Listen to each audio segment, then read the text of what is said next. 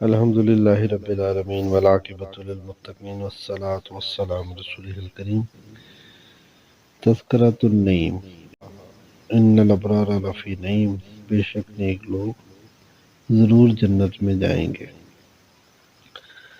ہمارے پیر و مرشد حضرت خواجہ نعیم الدین چشتی قادری رحمۃ اللہ علیہ سوانح حیات، جو کہ آپ کے صاحبزادے اور پہلے جانشین اور سجادہ نشین حضرت خواجہ سید فرخ شاہ چشتی صابری القادری دامت برکاتہ القدسیہ نے تحریر فرمائی ہے اور بہت شاندار کتاب ہے، اور اس کا پہلا ایڈیشن 12 ربیع الاول 1428 ہجری کو آیا تھا۔ اس کے انتصاب میں آپ فرماتے ہیں بسم اللہ الرحمن الرحیم۔ سرور کائنات فخر موجودات امام الانبیاء نور مجسم فخر دو عالم سید المرسلین خاتم النبیین رحمت للعالمین شافع معاشر رہبر کامل مخبر صادق ہادی برحق سیدنا و مولانا حبیب کبریہ جناب محمد مصطفیٰ احمد مجتبیٰ صلی اللہ علیہ وسلم کے نام اور راہ سلوک ان تمام مسافروں کے نام جو خلوص نیت سے عشق مصطفیٰ میں ڈوب کر معرفت الہی کی جانب گامزن ہے۔ اس کی ابتدا آپ حضرت والا خواجہ نعیم الدین چشتی قادری رحمۃ اللہ علیہ کی اس ہم سے کرتے ہیں بسم اللہ الرحمن الرحیم۔ تیری عظمت کا کسے انداز ہے، انتہا تو ہے تو ہی آغاز ہے، ذرہ ذرہ سے عیاں تیرا ظہور، ہر جگہ تو ہی کرشمہ ساز ہے، ذات ہے تیری رگے جاں سے قریب، دل کی دھڑکن میں تیری آواز ہے، کوئی گن سکتا نہیں تیری صفات، تیری ہستی ایک سراپا راز ہے، میرے مولا تیری عظمت کی قسم، تیری رحمت پر فنا کو ناز ہے۔ پھر اس کے بعد مشہور زمانہ آپ کی نعت تحریر فرماتے ہیں مصطفیٰ مصطفیٰ مصطفیٰ مصطفیٰ مصطفیٰ مصطفیٰ مصطفیٰ مصطفیٰ، تاجدار حرم مالک دوسرا خاتم الانبیاء مظہر کبریا، باعث ارتقاء کائنات خدا، مرحبا مرحبا مرحبا مرحبا، فخر کون و مقام ہادی دو جہاں، راہ روے آسماں خسرو لام کا، سدرۃ المنتہا ہے مقام آپ کا، مصطفیٰ مصطفیٰ مصطفیٰ مصطفیٰ، آپ خیر البشر مالک بحر و بر، جبرائیل امی آپ کے ہم سفر، آسماں پر خدا منتظر آپ کا، آپ ہیں مالکا مالکا مالکا، آپ کی جستجو ہے میری بندگی، آپ کی آرزو حاصل زندگی، آپ کا اتباع خدا، آپ ہیں مقتدا مقتدا مقتدا، آپ ہیں مشعل راہ مہر و وفا، راحت جان و دل مہوش دل ربا، آپ پیارے ہیں پیارا ہے نام آپ کا، آپ ہیں دلربا دلربا دلربا، بڑھ رہا ہے علم ہے جدائی کا غم کیجیے کا گرم یا شفیع الامم، مجھ کو بھی اپنے روضے پہ لیجیے بلا، میں بھی ہوں آپ کا آپ کا آپ کا، میں کہاں لائق نعت گوئی بھلا آپ نور خدا میں تراب فنا، میں کہاں لائق نعت گوئی بھلا آپ نور خدا میں تراب فنا، آپ کہف الورا میں سراپا خطا، آپ ہیں مجتبیٰ مجتبیٰ مجتبیٰ، مصطفیٰ مصطفیٰ مصطفیٰ مصطفیٰ مصطفیٰ مصطفیٰ مصطفیٰ مصطفیٰ، اللہم صلی علی سیدنا محمد بقدر جمالہ وحسن کمالہ وعلی آلہ وصحبہ وبارک وسلم کثیرا کثیرا کثیرا، بلغ العلا بکمالہ کشف الدجی بجمالہ حسن جمیع خصالہ صلو علیہ وآلہ۔ حرف آغاز میں آپ تحریر فرماتے ہیں کہ بسم اللہ الرحمن الرحیم، نحمدہ و نصلی علی رسولہ الکریم وعلی آلہ وصحبہ اجمعین، یا حی یا قیوم۔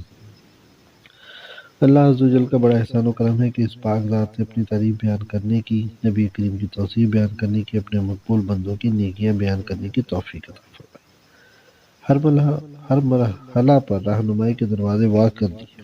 اپنی کم علمی کے باوجود صرف اللہ تعالیٰ کے بھروسے پر اس کتاب کا آغاز کیا، خواہش تھی کہ راہ سلوک پر چلنے والے اپنے ساتھیوں کے لیے کوئی ایسا کام کیا جائے جو ان میں عشق الہی اور نبی کریم صلی اللہ علیہ وسلم کی محبت اور خواجگانِ سلسلہ سے عقیدت میں اضافہ کا باعث بن جائے۔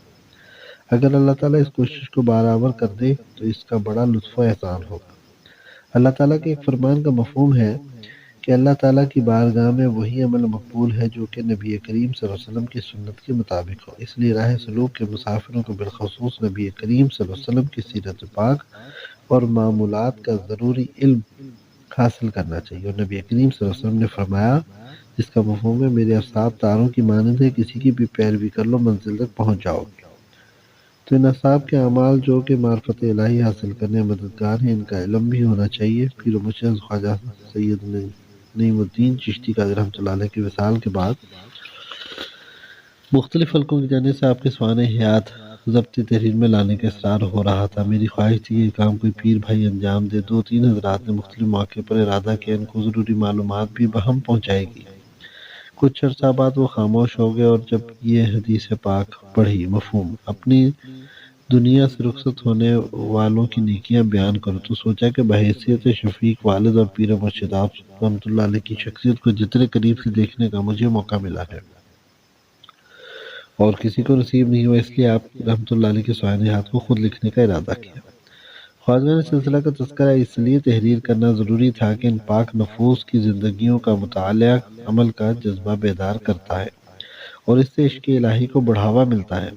آج کے پرفتن دور میں کچھ لوگوں نے پروپیگنڈے کی بنیاد پر صوفیہ کرام کی صدیوں پر حاوی دینی محنت اور کاوشوں کو رد کرنے کا کام شروع کر دیا ہے، اور یہ لوگ بدعقیدہ لوگ جاہلوں کے رہنما بن گئے ہیں۔ یہ لوگ یہ ظاہر کرتے ہیں کہ گویا یہ صوفیہ کرام توحید پرست نہ تھے، دین اسلام کے مخالف عمل کرنے والے تھے، اور کچھ ہمارے کم علم لوگ جنہوں نے علم و حکمت سے منہ موڑ کر بدعات اور رسومات کو اپنے معمولات میں داخل کر کے تصوف کے اس عظیم کام کو بدنام کرایا۔ حالانکہ اگر تاریخی طور پر جائزہ لیا جائے تو صوفیہ کرام کی محنت و کوشش سے دین اسلام عالم میں پھیل گیا اور بے شمار لوگ خلوص سے احکامات دین پر عمل کرنے والے بن گئے۔ اسلامی تصوف اسلام سے الگ کوئی شے نہیں ہے۔ صوفیہ کے افعال و اقوال کی سے ظاہر ہوتا ہے کہ تصوف فی الحقیقت قرآن کریم کی تعلیم، نبی کریم کے گفتار و کردار یعنی اعلیٰ ترین اخلاق و اقتدار پر زور دیتا ہے، گویا اسلامی تعلیمات کی عملی تصویر پیش کرنے کی کوشش کرتا ہے۔ قرآن کریم و حدیث و سنہ کے ہونے کے باوجود صوفیہ کی محنت کی ضرورت اس لیے پیش آئی کہ جب خلافت راشدہ کے بعد خلافت ملوکیت اور وراثت میں تبدیل ہو گئی تو شاہانہ کر و فر اور طاقت و جبروت کے جلوہ میں کیسر و کسرہ کیسے انداز میں جبر و استبداد کا دیو نمودار ہوا۔ فتوحات تو بہت ہوئی اور اسلام کا پرچم مشرق و مغرب میں لہرنے لگی، رفتہ رفتہ جہاد فی سبیل اللہ کی روح کا خاتمہ ہوتا چلا گیا اور اقتدار کی ہوس بڑھ گئی۔ اللہ کے بعض نیک بندوں نے یہ صورتحال دیکھی نہ گئی، چنانچہ انہوں نے ملوکیت سے قطع تعلق کر لیا۔ ان صالح طبیعت بزرگوں کے سامنے 3 راستے تھے۔ اول، ان بادشاہوں اور حاکموں کی کھلم کھلا مخالفت کریں۔ دوم، یا ان کے ہر فعل کی تصدیق کریں۔ سوم، یا ان سے ترک تعلق اختیار کر کے خود باری تعالیٰ کے احکامات اور نبی کریم کے ارشادات پر عمل کر کے دکھائیں اور دوسروں کو ترغیب عمل دیں۔ صوفیہ کے اول گروہ نے تیسرا راستہ اختیار کیا۔ ابھی تو اسلام کی پہلی صدی تھی، اگر وہ مخالفت کرتے یا ان حکمرانوں کے خلاف خروج کرتے تو اندیشہ تھا کہ ملت پارا پارا ہو جاتی۔ یہود و نصارہ اور مخالف طاقتیں تو عرصہ سے اس طاق میں تھی کہ جہاں کہیں کمزوری دکھے تو ضرب کاری لگائے اور دین محمدی کو نقصان پہنچائے۔ اگر ان حاکموں کو موافقت کرتے تو گویا ان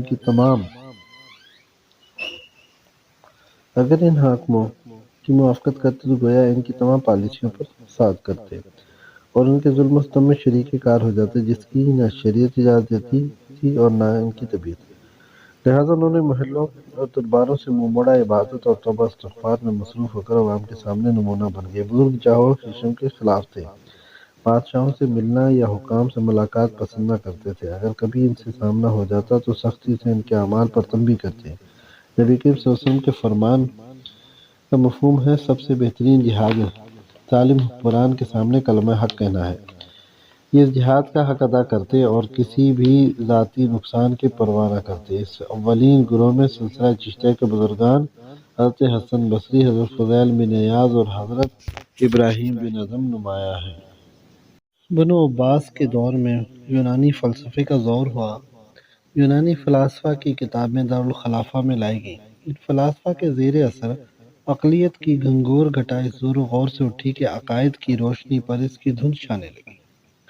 اس دور میں پھر صوفیہ کا گروہ سامنے آیا۔ ان پاک نفوس نے عشق الہی پر زور دے کر یقین و ایمان کی آبیاری کی اور تشکیک پر ضرب کاری لگائی۔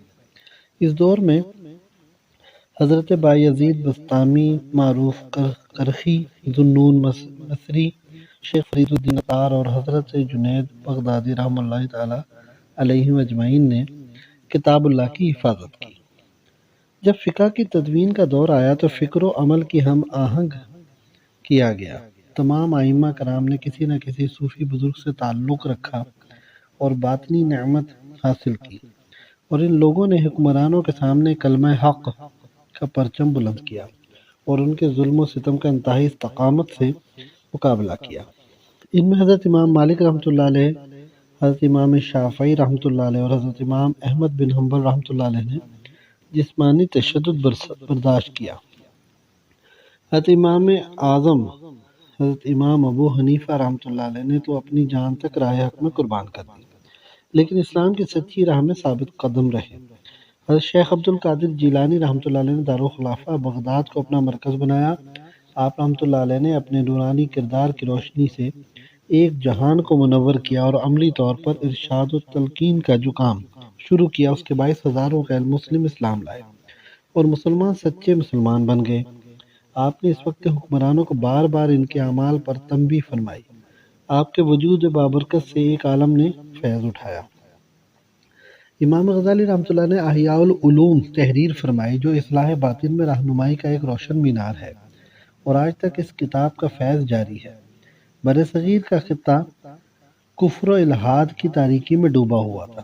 مسلم فاتحین اس خطے میں آئے، لیکن انہوں نے تبلیغ اسلام اور دینی تربیت کا کوئی مستقل نظام قائم نہ کیا۔ یہاں پر بھی صوفیہ نے محنت کی۔ ابتدا کے اولین آنے والوں میں حضرت سید علی حجویری رحمۃ اللہ علیہ المعروف داتا گنج بخش رحمۃ اللہ علیہ تشریف لائے۔ آپ رحمۃ اللہ علیہ نے جہاں تبلیغ و تعلیم اسلام کی محنت فرمائی، لیکن ایک بڑا حصہ ابھی تک دین اسلام کی روشنی سے محروم تھا۔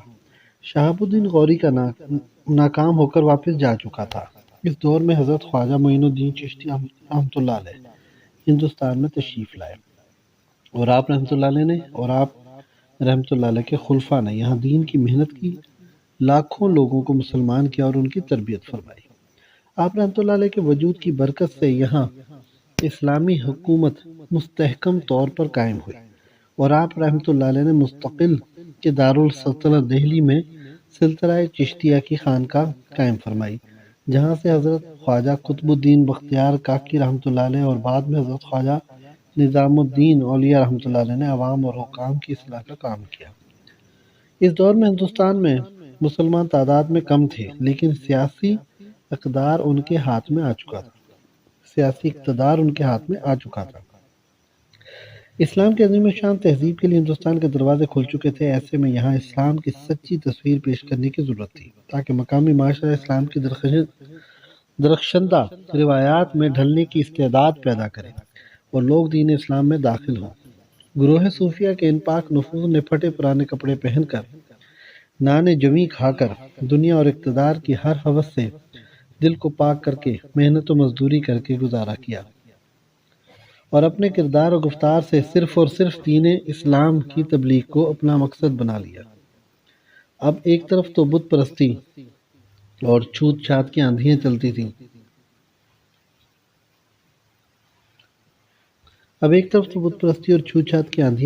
اور دوسری طرف عمرہ دولت کے نشے میں سرشار تھے۔ عیش کوشی، شراب نوشی، قمار بازی عام ہو گئی تھی۔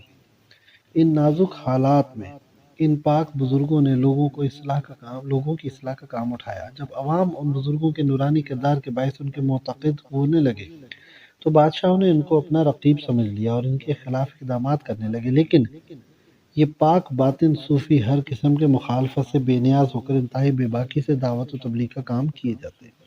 حضرت بابا فرید الدین گنج شکر رحمۃ اللہ علیہ کے صاحبزادے کو حاکم اجودن نے شہید کرا دیا تاکہ آپ دعوت و تبلیغ کا کام چھوڑ دیں۔ دین اکبری کا فتنہ جب اٹھا، ہر اس حلقہ نے جس کا فرض تھا کہ اس کے خلاف آواز بلند کرتا، خاموشی اختیار کی۔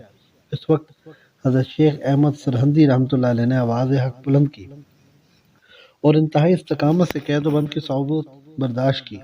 آپ رحمۃ اللہ علیہ کی خانقاہ کو مسمار کر دیا گیا، اہل خانہ روپوشی کے عالم میں دربدر ہو گئے، لیکن آپ انتہائی استقامت سے ڈٹے رہے، یہاں تک کہ حکمران وقت کو اپنی اصلاح کرنی پڑی۔ حضرت خواجہ نظام الدین بلخی رحمۃ اللہ علیہ کو جہانگیر کے دور میں ہندوستان سے بلخ ہجرت کرنی پڑی، لیکن یہ خدا مس درویش اپنے رب کی رضا کے لیے اس کام کرتے رہے۔ حقیقت تو یہ ہے کہ اگر وقتاً فوقتاً ایسے بزرگ پیدا نہ ہوتے رہیں تو معاشرہ شکست و ریخت کا شکار ہو جائے۔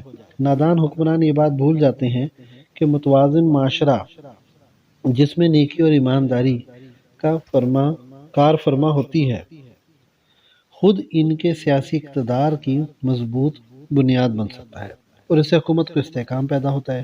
بد کرداری، بے ایمانی اور افراتفری کے سیلاب پر اگر بند نہ باندھا جائے تو وہ اور لوگوں کے ساتھ ساتھ ان حکمرانوں، ان کے حکام اور ان کے پروردہ عمرہ کو بھی لے ڈوبتا ہے۔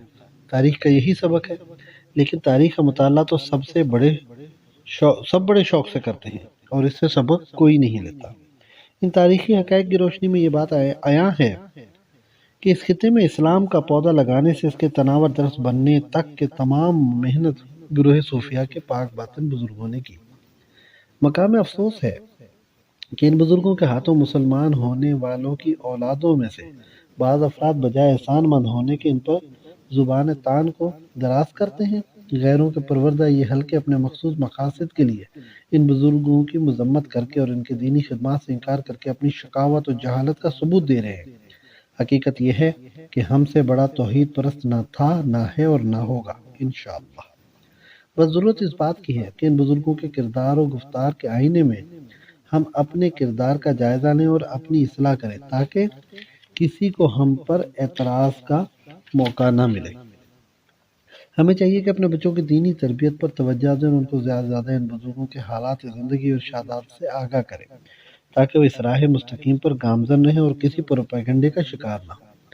آج کے اس دور میں جبکہ روشن خیالی کے نام پر مغربیت کی بے حیائی اور بد کرداری عام ہو رہی ہے اور بعض طاقتیں تصوف کے پیغام کو صوفی ازم کے نام پر اپنے مذموم مقاصد کے لیے استعمال کرنا چاہتی ہیں اور تصوف کی تعلیمات کو مسخ کرنے کی کوشش ہو رہی ہے، تو ضرورت اس بات کی ہے کہ ہم صحیح تصوف کی تعلیمات سے آگاہ ہوں اور دوسروں تک ان کو پہنچائیں اور اپنے نادانوں کو بتا دیں کہ ایک سچے صوفی سے بڑھ کر نہ کوئی توحید پرست ہے، نہ مسلمان اور نہ مجاہد اسلام۔ اب کچھ اس کتاب کے متعلق عرض ہے کہ اس کو 7 ابواب میں تقسیم کیا گیا ہے۔ باب اول معرفت اسماء الحسنی، توحید کے 3 جز ہیں۔ توحید الوحیت، ہماری تمام جانی مالی زبانی باتوں کا مرکز ذات باری تعالیٰ ہے۔ توحید ربوبیت، جو کچھ ہمیں عطا ہوا ہے یا ہونے والا ہے، یہ تمام نعمتیں ہمیں اللہ تعالیٰ نے ہمیں اپنی قدرت کاملہ سے عطا فرمائی ہیں۔ توحید صفات، اللہ تعالیٰ کے صفاتی ناموں کے خواص ہیں، کوئی ان کا شریک نہیں۔ راہ سلوک کے مسافروں کو اول اس اللہ تعالیٰ کے صفائی ناموں کے معرفت حاصل ہوتی ہے۔ اس باب میں لکھی گئی اکثر ناموں کی تشریح دوران ذکر چشتیہ دل پر وارد ہوتی، جو میں بعد میں تحریر کر لیتا، دیگر کتب سے اس کی تصدیق کر کے یہ تحریر کی گئی۔ باب دوم، میرے آقا صلی اللہ علیہ وسلم، راہ سلوک کے مسافروں کو سرکار دو عالم صلی اللہ علیہ وسلم کی سیرت پاک کا علم ہونا اور معمولات نبی صلی اللہ علیہ وسلم سے آگاہ ہونا چاہیے۔ اس باب میں مختصراً سیرت پاک اور معمولات لکھے گئے ہیں۔ آپ صلی اللہ علیہ وسلم کی سیرت کا حق تو کوئی ادا کر ہی نہیں سکتا، بس مجھ خطا کار کی ایک خواہش ہے کہ آپ صلی اللہ علیہ وسلم کی سیرت نگاروں کی فہرست میں کہیں بالکل نیچے ہی میرا نام درج ہو جائے، کاش یہ تمنا پوری ہو۔ باب سوم، ازواج آل اصحاب نبی صلی اللہ علیہ وسلم، نبی کریم صلی اللہ علیہ وسلم نے فرمایا، مفہوم ہے میرے اصحاب تاروں کی ماند ہے، کسی کی بھی پیروی کر لو کامیاب ہو جاؤ گے۔ اس باب میں ان پاک نفوس کے مختصر حالات ہیں۔ باب چہارم، تذکرہ خواجگان چشتیہ صابریہ نعیمیہ، اس باب میں میری کوشش ہے کہ بزرگان کے حالات، مجاہدات اور بالخصوص ارشادات شامل کروں، کیونکہ مقصد کوئی قصہ کہانی بیان کرنا نہیں بلکہ ایک اصلاحی نصاب بنانا تھا۔ یہ باب زیادہ محنت طلب رہا کیونکہ جتنے قدیم بزرگ کے حالات تھے اتنے ہی تفصیلی مل گئے، مگر قریب زمانے کے بزرگان کے حالات تلاش کرنے پڑے۔ مختلف کتابوں میں مختلف معلومات تھیں، جو واقعات مشترک زیادہ تصدیق شدہ تھے، اور تواریخ دیگر تواریخ کے تقابل سے صحیح ترین تھیں۔ تحریر کی گئی اپنے شجرہ شریف کے تمام بزرگان کے حالات زندگی اس باب میں تحریر ہے۔ باب پنجم میرے مرشد، باب پنجم میرے مرشد، اس باب میں پیر و مرشد خواجہ نعیم الدین چشتی قادری رحمۃ اللہ علیہ کے سوانحیات، فرمودات، معمولات اور چند کرامات شامل ہیں۔ آج کے پرآشوب دور میں بھی ایسی پاک ہستیاں موجود ہیں جن کی برکت سے ایک عالم فیض یاب ہو کر دلوں کو منور کر رہا ہے۔ باب ششم اوراد و وظائف، پیر و مرشد نے اپنی خدمت میں حاضر ہونے والے پریشان حال مختلف مسائل میں گرفتار لوگوں کو مختلف مواقع پر جو اوراد و وظائف تلقین کیے وہ اس باب میں تحریر ہے۔ باب ہفتم تصوف و سلوک، جو سوالات تصوف و سلوک کے متعلق اکثر کیے جاتے ہیں ان کے جوابات دینے کی کوشش کی گئی ہے۔ مجھ ناچیز پر اللہ تعالیٰ کے بے شمار احسانات میں سے ایک احسان یہ بھی ہے کہ ہمیشہ مجھے بہت ہی محبت کرنے والے ساتھی ملے۔ جب لوگ دوستوں کی بے وفائی کا تذکرہ کرتے ہیں یا یہ شکوہ کہ آج مفاد کے بغیر کوئی کسی سے تعلق نہیں رکھتا، تو میں اپنے رب تعالیٰ کے حضور شکر گزار ہو جاتا ہوں کہ اللہ تعالیٰ کا کتنا احسان ہے کہ مجھے ایسے مخلص ساتھی عطا فرمائے جو ہر مشکل، ہر تکلیف میں میرے غم گسار، مددگار، سفر و حضر میں خدمتگار اور نیکی کاموں میں شریک کار ہے۔ لیکن یہ ہے کہ میں نے ہمیشہ دوستی کو دین کے معیار پر رکھا ہے، اور جو تعلق بھی رکھا صرف اللہ تعالیٰ کے لیے رکھا۔ ہر دوست سے مخلص رہا اور راتوں کو اٹھ کر ان کے لیے دعا گو رہا۔ میں ان تمام اہل سلسلہ دوستوں کے تعاون اور محبت کا شکر گزار ہوں، لیکن اس کتاب کی اشاعت کے حوالے سے میں چند افراد کے تعاون کا بالخصوص ذکر کرنا چاہوں گا۔ اول تو اشفاق اور احسان علی، جو کہ صابری دربار کی اشاعت کتب کے تمام کام کو انجام دیتے ہیں۔ ان دونوں نے اس کتاب کی کمپیوٹر کمپوزنگ اور طباعت کا کام بڑی محنت، محبت اور لگن سے کیا۔ ان دونوں کے لیے دعا ہے، دل سے دعا گو ہوں کہ اللہ تعالیٰ ان دونوں بچوں پر اپنا خصوصی کرم فرمائے، آمین۔ حاجی محمد جلیل خان صاحب میرے وہ پیر بھائی اور ساتھی ہیں جو روز اول سے میرے معاون ہیں۔ خانقاہ شریف کی تعمیر، لنگر کا انتظام، مطب کا انتظام کئی سال سے بڑی دانشمندی اور خلوص سے سنبھالا ہوا ہے۔ ہر معاملہ میرے معاون اور مشیر رہے ہیں۔ اللہ تعالیٰ ان کی خدمات کا بہترین اجر عطا فرمائے، آمین۔ صاحبزادہ محمد جنید نیم شاہ میرے برادر خرد، حضرت صاحب رحمۃ اللہ علیہ کے وصال کے بعد میرے ساتھ میرے معاون ہیں۔ میری غیر موجودگی میں سارا انسان یہی دیکھتے ہیں، اور خانقاہ شریف کے جملہ معاملات کے منتظم اعلیٰ ہیں۔ آج تک ہر پیر بھائی اور ہر مرید سے بڑھ کر محبت، خدمت اور اطاعت کی۔ اللہ تعالیٰ ان کی زندگی میں برکت دے کہ ان کی ذات سے کبھی دکھ نہیں ملا، رزق حلال کے ساتھ باطنی محنت بھی جاری اور بڑی تیزی سے روحانی مدارج طے کر رہے ہیں۔ اور آخر میں اس ہستی کا شکر گزار ہوں جس نے والدین کے بعد سب سے زیادہ میری خدمت اور محبت کی، میری اہلیہ محترمہ ہے، ہر مشکل گھڑی میں میرا ساتھ دیا، خصوصاً حضرت صاحب رحمۃ اللہ علیہ کے وصال کے بعد جو میری زندگی کا ایک انتہائی کٹھن مرحلہ تھا۔ انہوں نے ام المومنین حضرت خدیجہ الکبریٰ رضی اللہ تعالیٰ کی سنت پر عمل کرتے ہوئے مجھے حوصلہ اور ہمت دی اور مجھے ڈگمگانے اور بکھرنے سے بچا کر ایک تعلیم یافتہ مسلمان بیوی ہونے کا حق ادا کیا۔ توکل، قناعت، صبر و رضا اس کی شخصیت کا جز ہے۔ گھر کا اور بچوں کی تعلیم کا انتظام بڑی خوش اسلوبی سے سنبھالا۔ مجھے وہ یکسوئی میسر آئی جو عبادت، تبلیغی اسفار، حج و عمرہ اور بالخصوص اس کتاب کی تحریر کے لیے ضروری تھی، اور یہ سب کچھ اس وجہ سے ہے کہ حضرت صاحب رحمۃ اللہ علیہ کے فرمان کے مطابق یہ رشتہ خاتون جنت حضرت فاطمہ رضی اللہ عنہ کی دعا اور منظوری سے قائم ہوا ہے۔ میں اپنے رب کا ہر لمحہ شکر گزار ہوں کہ اس نے مجھے زندگی کا ایسا اچھا ساتھی عطا فرمایا۔ مجھے اپنی کم علمی اور کم نظری کا پورا اعتراف ہے۔ اس کتاب میں جہاں کوئی غلطی، کمی، کوتاہی نظر آئے اس سے آگاہ کریں تاکہ اگلی اشاعت میں درست کی جائے۔ اگر کسی مسلمان بھائی کی کہیں بھی کسی بات سے دل شکنی ہوئی ہو تو اس سے میں اس کے لیے معذرت خواہ ہوں، امید ہے کہ درگزر فرمائیں گے۔ ان تمام ہستیوں کا جن کا اس کتاب میں تذکرہ ہے، اللہ کریم اپنے حبیب صلی اللہ علیہ وسلم کے صدقے مجھے اور تمام مطالعہ کرنے والوں کو ان کے نقش قدم پر چل کر اپنی اصلاح کرنے کی توفیق عطا فرمائے، آمین۔ آخر میں درخواست ہے کہ سب دوست میرے لیے دعا فرمائیں کہ روز قیامت اللہ تعالیٰ مجھے بخشش کیے گئے گناہ گاروں میں سے کر دے اور مجھے اس محبوب کا دیدار میسر آئے جس کی محبت میں یہ دل معمور ہے، جس کے عشق سے یہ جگر چھلنی ہے۔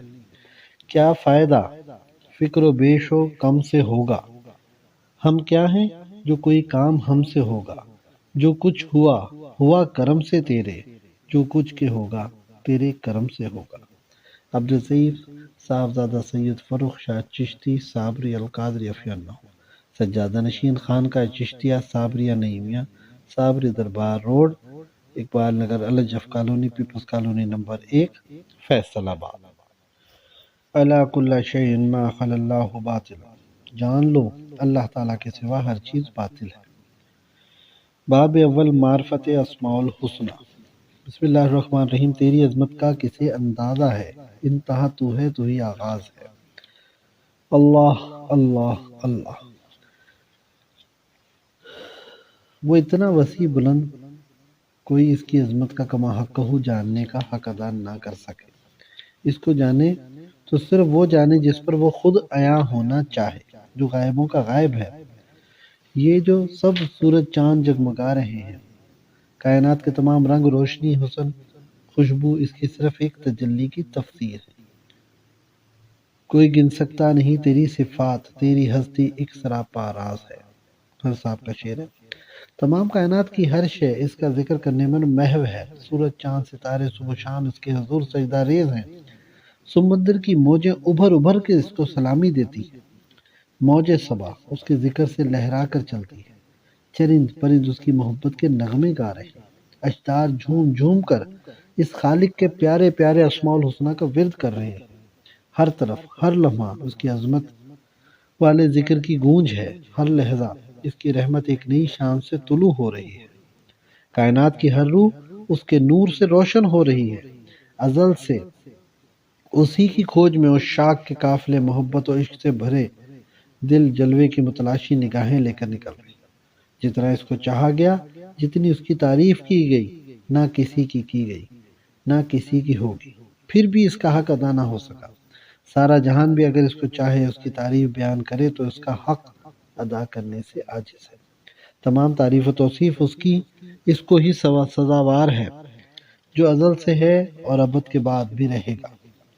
وہ جس کی جستجو ہر درویش کے دل میں ہے، جس کے عشق کی شمع ہر درویش کے دل میں فروزاں ہے، جو اپنے دوستوں کے زہد و عشق و مستی کے خود حفاظت کرتا ہے، جو خود ہی میں دیدار پلا کر مدہوش کرتا ہے، خود ہی سنبھالتا ہے۔ وہ جو ہر قدر کرنے والے سے زیادہ قدر کرنے والا ہے، وہ جو اپنے سچے عشاق سے چھپتا نہیں، جو اپنے منکر پر بھی رحم کرتا ہے، جس کی رحمت وہ جو اپنے سچے عشاق سے چھپتا نہیں، جو اپنے منکر پر بھی رحم کرتا ہے، جس کی رحمت نے کائنات کو ڈھانپ رکھا ہے۔ ہر شان و شوکت اس کے سامنے ہیچ ہے، جو پہلی چیخ سے آخری ہچکی تک ہمارے ساتھ ہے۔ ہر سانس کا محافظ، ہر آس کا مرکز ہے، ہر آہ کا مداوا ہے، جس کا مسکن عاشقوں کے شکستہ دل ہیں۔ وہ رحمت و محبت کا منبع ہے، اپنے ہر عاشق کے ناز اٹھاتا ہے، خود ہی دولت عشق سے نوازتا ہے، خود ہی ہمت، حوصلہ اور استقامت دیتا ہے۔ اس کا عاشق زبان حال سے کہہ اٹھتا ہے، میرے مولا تیری عظمت کی قسم، تیری رحمت پر فنا کو ناز ہے۔ اس کی ذات تمام کائنات کو گھیرے میں لیے ہوئے ہر شے پر حاوی ہے۔ ذرے ذرے سے عیاں تیرا ظہور، ہر جگہ تو ہی کرشمہ ساز ہے۔ نمبر 1 جو اسماء الحسنی کو ہم شروع کریں گے۔ نمبر 1 اللہ اللہ اللہ، یسبح لہ ما فی السماوات والارض، سورہ حشر۔ جتنی چیزیں آسمانوں اور زمین میں ہیں سب اس کی تسبیح کرتی ہیں۔ ہر چیز کی تسبیح مقرر ہے اور وہ تسبیح میں ہر دم مشغول ہے، تو اشرف المخلوقات ہو کر غافل نہ رہے، اس کی تسبیح میں مشغول ہو جا اور اپنے احسن الخالقین ہونے کا حق ادا کر۔ وہ رحمان اور رحیم ہے، اتنا کہ اپنے وجود کا انکار کرنے والے کو بھی پال رہا ہے، اپنے حکموں کو نظر انداز کرنے والے کو بھی مہلت دے رہا ہے کہ شاید خواب غفلت سے بیدار ہو جائے اور میں اس پر اپنی رحمت وسیع کر دوں۔ کوئی اس کی رحمت و محبت کا ادراک نہیں کر سکتا۔ ہمارے انجانے میں ہمارے حال پر بے بہا نعمتیں برسا رہا ہے، کتنے ہی خطروں سے بچا رہا ہے، ہم سے اس کی رحمتوں کا شکر ادا ہو ہی نہیں سکتا۔ حاشیے میں لکھتے ہیں نمبر 1 اسماء الحسنی میں اللہ، جو شخص روزانہ ایک مرتبہ 1000 مرتبہ یا اللہ پڑھے گا، انشاءاللہ اس کے دل سے تمام شکوک و شبہات دور ہو جائیں گے اور عزم و یقین کی قوت نصیب ہوگی۔ جو لا علاج مریض بکثرت یا اللہ کا ورد رکھے، اس کے بعد شفا کی دعا مانگے سے شفا کامل نصیب ہوگی۔ اسماء الحسنہ کے پڑھنے کا طریقہ ہے کہ اگر ان کی مسلسل تلاوت کرنا چاہیں تو اس کے لیے شروع کریں هو اللہ الذی لا الہ الا هو الرحمن الرحیم پر اسم کے آخر میں پیش پڑھیں اور دوسرے اسم سے ملا دیں۔ جس اسم پر سانس لینے کو رکے اس کو نہ ملائیں اور نیا اسم الہ سے شروع کریں۔ اگر کسی ایک نام کا وظیفہ پڑھنا ہو تو شروع میں حروف ندا یا کا اضافہ کریں۔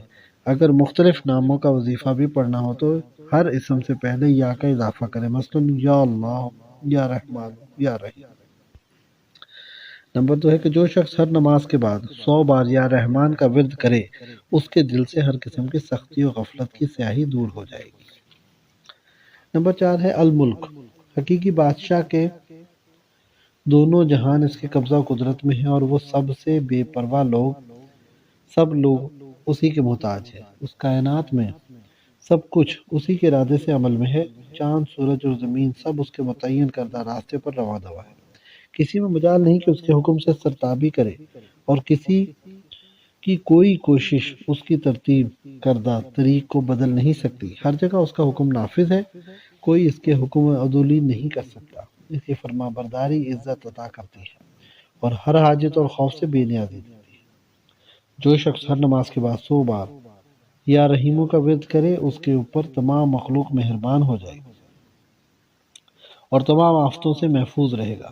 اسم اعظم، یوں تو اسم اعظم ایک پوشیدہ اسم ہے، مگر ہمارے حضرت صاحب خواجہ نعیم الدین چشتی رحمۃ اللہ علیہ کے فرمان کے مطابق یا اللہ، یا رحمان و یا رحیم تینوں اسم مل کر اسم اعظم بن جاتے ہیں۔ اس کا ایک سب سے بڑا ثبوت بسم اللہ الرحمن الرحیم ہے جو قرآن کے شروع میں اور ہر سوائے سورہ توبہ کا آغاز اس سے ہوا ہے اور ہر کام کے شروع سے پہلے بھی اس کے پڑھنے کی سختی سے تاکید فرمائی گئی ہے۔ اگر اس کے پڑھے بغیر کوئی کام شروع کیا جائے تو وہ بے برکت اور بے نتیجہ رہتا ہے۔ کئی مصیبت زدہ اور پریشان لوگوں کو جب حضرت خضر علیہ السلام نے دستگیری کی تو ان کو یا اللہ، یا رحمان یا رحیم کا ورد کرنے کا فرمایا۔ صبح و شام 100 بار اس کا ورد کرے۔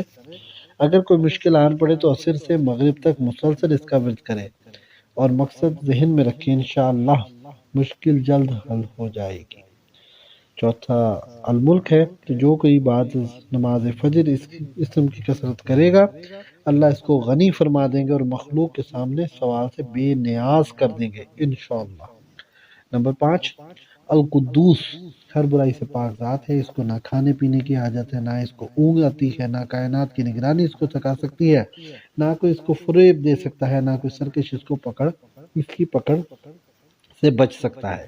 اس کی ذات صفات ذات مکمل، اس کی ذات صفات کامل، کوئی اس کا شریک نہیں، اسے کسی معاون و مشیر کی حاجت نہیں، کوئی اپنی کوشش کے بعد بھی اس کے کسی کام میں کوئی نقص نہیں ڈھونڈ سکتا، اس کے ارادے کے پورا ہونے کی راہ میں کوئی حائل نہیں ہو سکتا، کوئی اس کی رحمت و شفقت کو درگزر کو اس کی کمزوری نہ جانے، اس نظر سے کچھ اوجھل نہیں، اس کی پکڑ بڑی سخت اور جلد آنے والی ہے، کوئی اس کے سامنے اس کی اجازت کے بغیر سفارش کرنے والا نہیں، جو کوئی برائی، نقص اور کمی کسی کے خیال میں آ سکتی ہے وہ ہر اس خامی سے مبرہ ہے۔ نمبر 6 السلام، بے عیب اور کامل ترین۔ نمبر 5 کے وظائف میں جو شخص روز بعد زوال اس کی کثرت کرے گا القدوس کی، اس کا دل تمام روحانی نفسیاتی امراض سے پاک ہو جائے گا۔ اور نمبر 6 السلام ہے، 115 بار پڑھ کر مریضوں پر دم کرے، اس کے مرض سے شفا ہو جائے گی۔ اس اسم کی کثرت کرنے والا دنیاوی باطنی آفات سے محفوظ رہے گا۔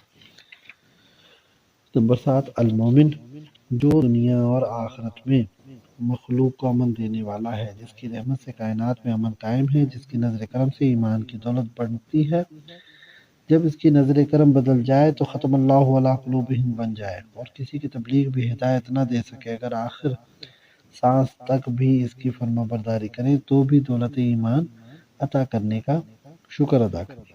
جو کوئی کسی خوف کے وقت 630 بار روزانہ یہ اسم کا ورد کرے گا انشاءاللہ ہر طرح کے خوف اور نقصان سے محفوظ رہے گا۔ نمبر 8 المہیمن، کمال قدرت کے ساتھ کائنات کی ہر چیز کا نگہبان اور مخلوق کے رزق اور موت سے واقف، جس کی نگہبانی کامل ترین ہے۔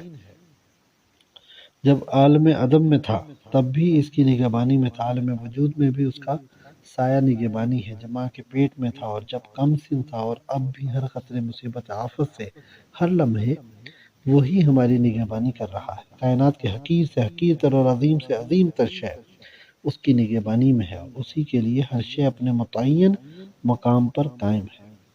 جو شخص روزانہ 115 بار پڑھے، عالم غیب سے مطلع ہو، ظاہر و باطن پاک ہو۔ ہر اسم کے ورد کے آخر اول و آخر درود پاک کوئی سا بھی 11 پڑھے، اس کے اثر کو بڑھا دیتا ہے۔ نمبر 9 العزیز، ہر حکم کے غالب یکتا، کوئی اس پر غلبہ نہیں پا سکتا، تمام عالم اس کے سامنے مغلوب ہے۔ ہر شے کے افعال و حرکات، ارادے، ضرر، فائدے، عروج و زوال پر وہی غالب ہے۔ کوئی اس کی رضا کے بغیر اس کائنات کی کسی شے میں ذرہ بھر بھی تصرف نہیں کر سکتا۔ انسان کو چاہیے اپنی نفسیانی خواہشات اور شیطان پر غالب ہونے کے لیے اسی سے مدد مانگے اور اہل دنیا سے سوال کرنے کی ذلت سے بچے۔ حاجت روا صرف وہی خالق حقیقی ہے، علم، عمل اور معرفت الہی صرف وہی عطا کرنے والا ہے۔ جو شخص بعد از نماز فجر 41 بار پابندی سے پڑھے، معزز ہو جائے گا، ذلت دور ہو جائے گی، کسی کا محتاج نہ ہوگا۔ نمبر 10 الجبار، اور نمبر 11 ہے نمبر 10 الجبار، جو شخص یہ سب روزانہ صبح و شام 226 بار کا معمول بنا لے، انشاءاللہ ظالموں، بدخواہوں، دشمنوں کے ظلم و سازش سے محفوظ رہے گا، مخلوق پر اس کی ہیبت رہے گی۔ المتکبر، وہ بڑا زبردست بگڑے ہوئے کاموں کا بنانے والا ہے، ایسا بزرگ کہ اس کی بڑائی کو سمجھنا عقل سے بالا تر ہے، خاص و عام سے بے نیاز، اتنا بلند و برتر کہ عقل و فہم سے اس کی قدر کا احاطہ نہ ہو سکے۔ اس کی بزرگی ہمیشہ سے قائم ہے، ہمیشہ رہے گی۔ کسی کا انکار و سرکشی اس کی بزرگی کو ذرہ بھر بھی متاثر نہیں کر سکتی۔ اگر تمام عالم اس کے سامنے سجدہ ریز ہو جائیں تب بھی ذرہ بھر اس کی بڑائی میں مزید کوئی اضافہ نہ کر سکے، کیونکہ اس کی عظمت کامل ترین ہے۔ ہماری عقل محدود، اصلاح محدود کی صفات کا اندازہ نہیں کر سکتی۔ اس کی عطا بھی زبردست، اس کی پکڑ بھی زبردست، ہر سرکشی کا سر جھکا دے، ہر اکڑ کر چلنے والے کو مٹی میں ملا دے، ہر مغرور کو دریائے ذلت میں غرق کر دے۔ جو اس کی فرما برداری سے اس کا قرب حاصل کرے، اس کو زمانے معزز و محترم کر دے۔ جو نافرمانی کرے دور ہو، ذلیل ہو جائے، اور جب اس کی مانے تو رئیس الملائکہ ہو، جب نہ مانے تو ابلیس کہلائے۔ جو شخص اس عزم کو کثرت سے ورد کرے گا، اللہ تعالیٰ سے اسے عزت اور بڑائی عطا فرما دیں گے۔ نمبر 12 الخالق، اور نمبر 13 الباری۔ الخالق، جو شخص یہ اسم پڑھے، اللہ ایک فرشتہ پیدا فرما دیں گے جو اس کی طرف سے عبادت کرتا ہے اور اس کا چہرہ منور ہو جاتا ہے، جو 7 روز تک روزانہ 100 بار روزانہ ورد کرے، آنے والی مصیبت سے محفوظ رہے گا۔ الباری، مخلوق کو خلق کرنے اور اس میں جان ڈالنے والا۔ یہ الخالق اور باری دونوں کا ہے، جس نے تمام عالم پیدا کی، بڑی سے بڑی اور چھوٹی سے چھوٹی، جو آنکھ سے نظر بھی نہ آ سکے مخلوق بنائی، اور ہر لحاظ سے مکمل بنائی، اس میں جان ڈالی، اس کا مکمل نظام حیات تشکیل دیا۔ مکھی، مچھر، چونٹی بھی نسل بڑھانے میں خوراک کی تلاش، خطرے کی پہچان، زندگی کی جدوجہد کا ادراک رکھتے ہیں اور اپنے اپنے دائرہ کار میں مکمل ہے۔ ایک جراثیم جو آنکھ کو تو کجا خوردبین سے بھی نظر نہ آ سکے، ذہین و طاقتور انسان کی موت کا باعث بن جاتا ہے۔ اس کو تخلیق و زندگی دی، نظام ہائے شمسی، سورج، چاند، ستارے، پہاڑ، سمندر، چرند پرند تخلیق کی۔ اس کی ہر تخلیق با مقصد و مکمل، کارخانہ قدرت میں اس نے کوئی چیز بیکار، بے مقصد، بے جہت نہیں بنائی، کیونکہ خود یکتا اور کامل ہے۔ اگر بانج عورت 7 روز لگاتار روزے رکھے اور افطار کے بعد روزانہ 21 بار الباری المصور کا ورد کرے، انشاءاللہ اولاد نرینہ نصیب ہو۔ جو ہفتہ میں 100 بار کا معمول بنائے، مرنے کے بعد قبر سے ریاض الاقدس میں جائے گا۔ نمبر 14 المصور، اس نے اپنی مخلوق کی صورت گری کی، ہمارے وہم و خیال سے بھی زیادہ اس کی مخلوق انواع و اقسام کے سمندر، صحرا، جنگل، پہاڑ، ہر گوشہ زمین پر رنگ برنگ چرند پرند سبن و گل، اشجار و اسفار، ہر کوئی خوبصورت ہے۔ تتلی دسیوں رنگوں کے مزین، پھول ناز کے رنگ و خوشبو کا حسین امتزاج، آسمان پر بے شمار ستارے، اربوں انسان، ایک نظام حیات، ایک ہی مقصد حیات، اور اتنی متنوع قسم کسی سے نہیں ملتی۔ کسی کی صورت یہاں تک کہ ہاتھ کا نقش، آنکھ کی پتلی کا نقش کسی کا کسی دوسرے سے نہیں ملتا۔ کائنات میں کوئی مصور ایسا نہیں جو ازل سے ہر لمحہ ہر جگہ ایک نیا منظر، نیا نقش تخلیق کرے۔ صرف وہی ایسا خالق قربان جائے، کوئی منظر، کوئی نقش دہرایا نہیں گیا۔ سبحان اللہ، سبحان اللہ، کیا ثنا ہے، کیسا بہترین مصور ہے۔ اگر بانج عورت 7 روز لگاتار روزے رکھے، رفتار کے بعد 21 بار الباری اور مصور کا ورد کرے، انشاءاللہ اولاد نرینا نصیب ہوگی۔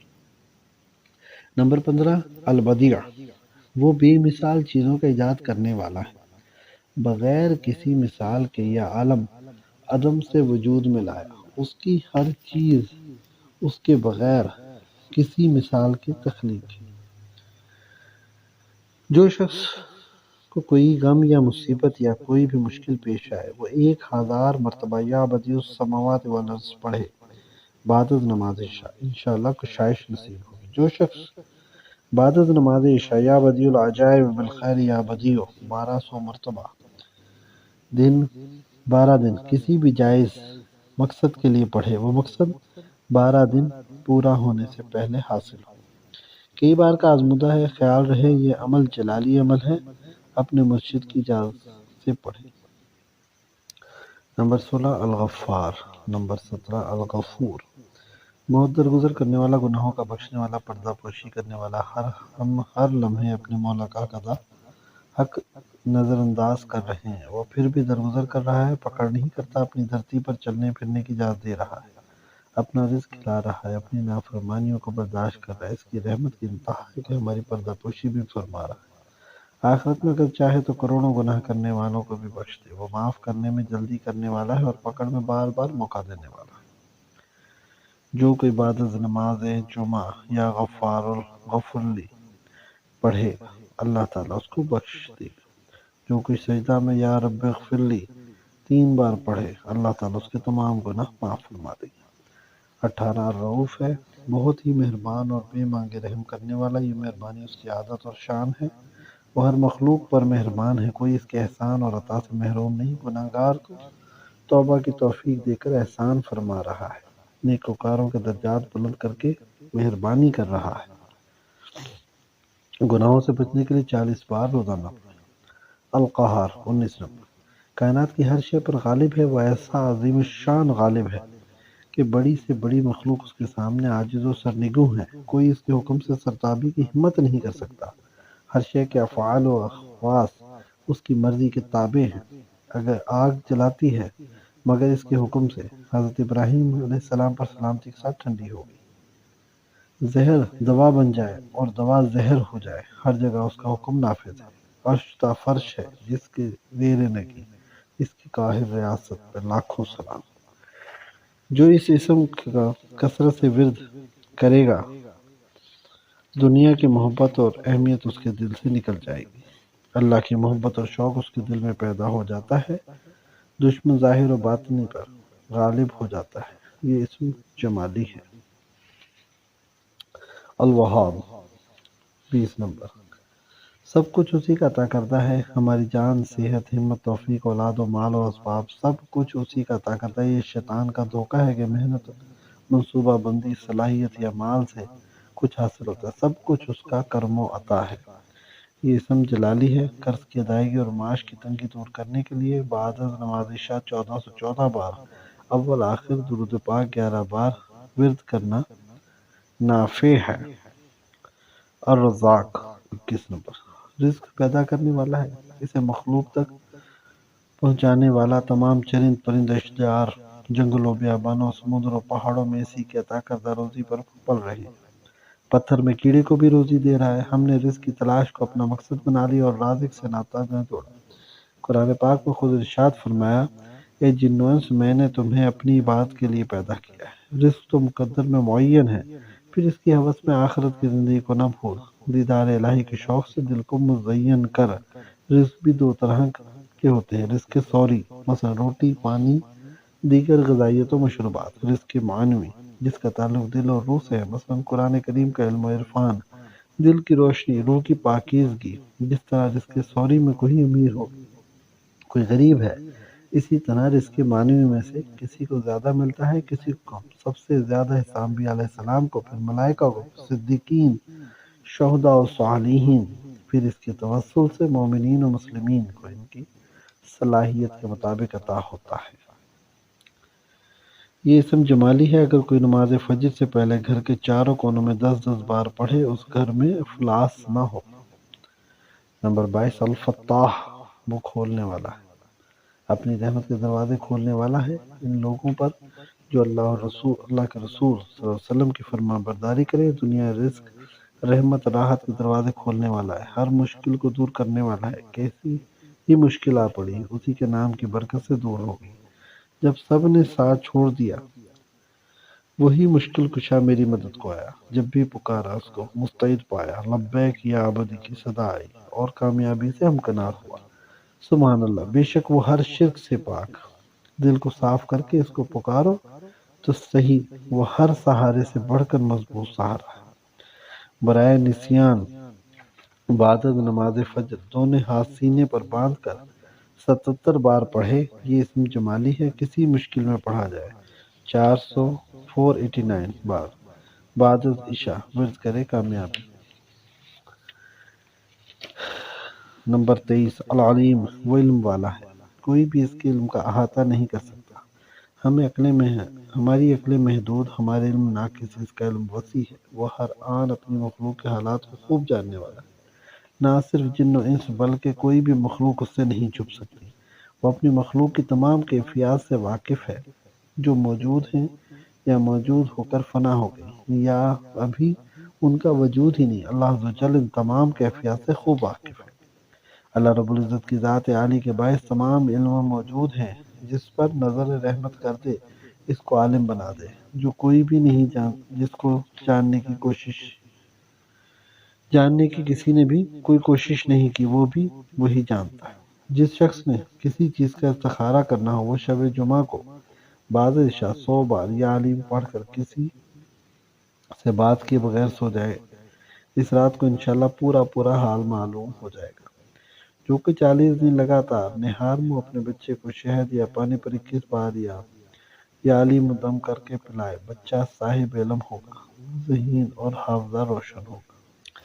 نمبر 24، القابض، اور نمبر 25، الباسط، وہ تنگی دینے والا ہے، وہی فراخی دینے والا ہے، وہی پاک ذات ہے۔ جب چاہتی ہے اپنی حکمت کے مطابق اپنے بندے کا رزق کم کر دیتی ہے، اور جب چاہتا ہے بے حساب روزی عطا کر دیتا ہے۔ اس کی حکمت وہی جانتا ہے۔ بڑے بڑے ہنرمند فقیر ہو جاتے ہیں، بڑے بے ہنر امیر و کبیر بن جاتے ہیں۔ عالم پر فاقہ ہوتا ہے، جاہل مزے کر رہا ہوتا ہے۔ کبھی خزاں آتی ہے، کبھی بہار، کبھی روشنی، کبھی تاریکی، کبھی بیماری، کبھی تندرستی، کبھی بخیلی، کبھی قریبی۔ یہ سب چیزیں مخلوق پر وارد ہوتی ہیں، وہی سینوں کو کھولنے والا ہے کہ اس کی ذات کا عرفان حاصل ہو، وہی سینوں پر مہر لگانے والا ہے کہ تاریک کو تاریک کرتا کر دے۔ وہ اپنے بندوں کی آزمائش کرتا ہے، کبھی فراخی دے کر، کبھی تنگی دے کر۔ اہل اللہ پر کبھی یہ کیفیت ہوتی ہے کہ ہر دم ذکر خداوندی میں مشغول ہوتے ہیں، اس کے عشق میں بے خود و بے خبر ہوتے ہیں۔ ان کی یہ حالت بسط کہلاتی ہے، اس کو حالت انبساط کہتے ہیں۔ اور کبھی ذکر و فکر میں جوش و جذبہ مدھم ہو جاتا ہے، طبیعت میں ایک گھٹن محسوس ہوتی ہے، یہ حالت قبض کہلاتی ہے، اس کو حالت انقباض کہتے ہیں۔ یہ اسم جلالی ہے۔ جو شخص ہر نماز کے بعد 21 بار یا قابض کا ورد کرے گا، ہر قسم کے اثرات بد آسمانی سے محفوظ، زمین سے محفوظ رہے گا، گناہوں سے رکا رہے گا۔ اور الباسط، یہ اسم جمالی ہے، ہر نماز کے بعد 72 بار یا باسط پڑھ کر دائیں ہاتھ کی انگلی ہتھیلی پر پھونک مار کر ہاتھ دل پر پھیر لے، دل ہر قسم کے وسواس سے بس سے پاک ہو جائے گا، رزق میں اضافہ ہوگا۔ نمبر 26 الخافض، اور نمبر 27 الرافع، وہی ہے نیچے کرنے والا، وہی ہے بلند و بالا کرنے والا۔ نمبر 26 ہے یہ اسم جلالی ہے، اس کا ورد ہمیشہ کرنے والا اللہ اور اللہ کے رسول کی محبت میں ہمیشہ سرشار رہے گا، کسی سے مروب نہ ہوگا۔ الرافع یہ اسم جمالی ہے، جو شخص تہجد میں 100 بار اس کا ورد کا معمول رکھے خلقت کی نظر میں بڑا عزت والا نظر آئے گا، لوگوں پر اس کی ہیبت و رعب رہے گا۔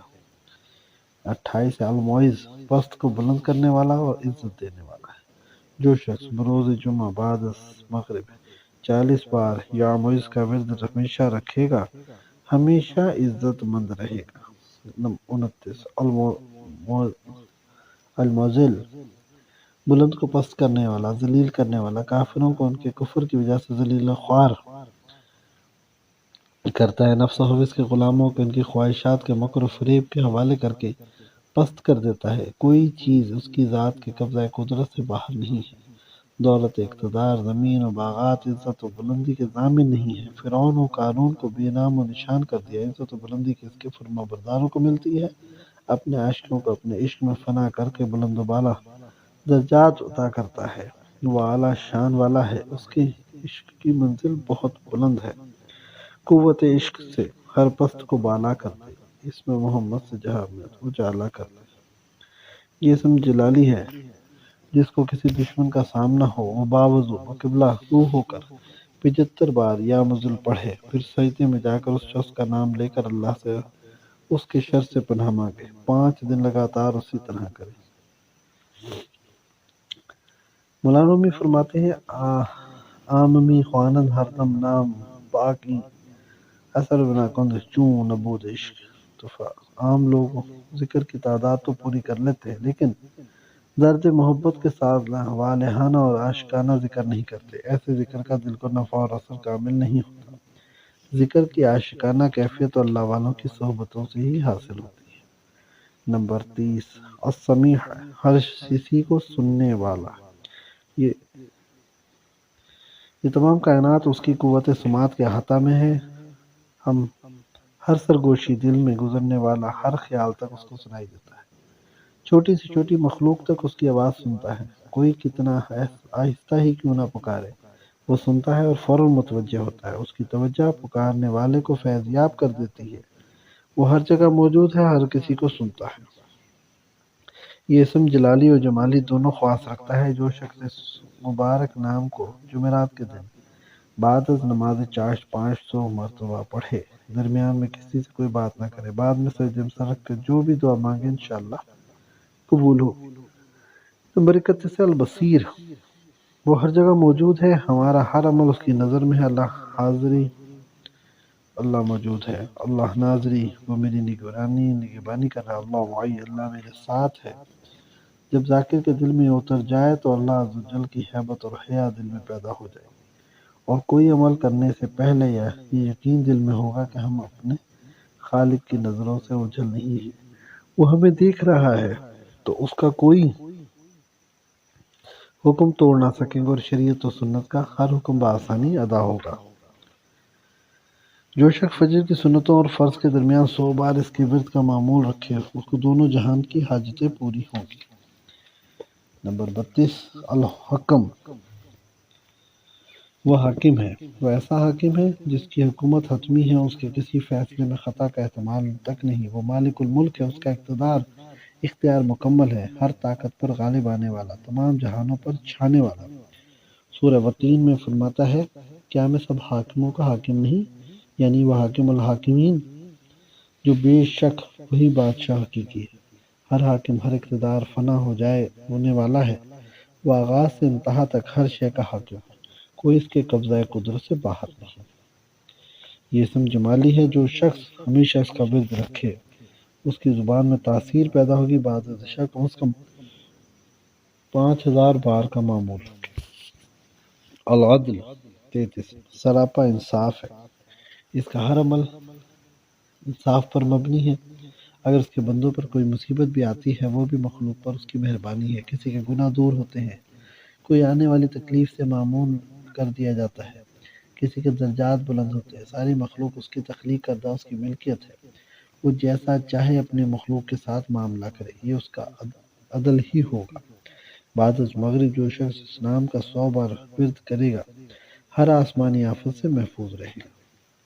سرکار دو نے فرمایا جس کا مفہوم کہ اگر وہ روز قیامت اپنی تمام مخلوق کو جہنم میں ڈال دے تو یہ بھی اللہ کا انصاف ہوگا، بے شک یہ بھی اس کا انصاف ہوگا، اس کا اختیار مطلق ہے۔ میرے سب اختیار چلے گئے جب حسن تیرا روبرو ہوا۔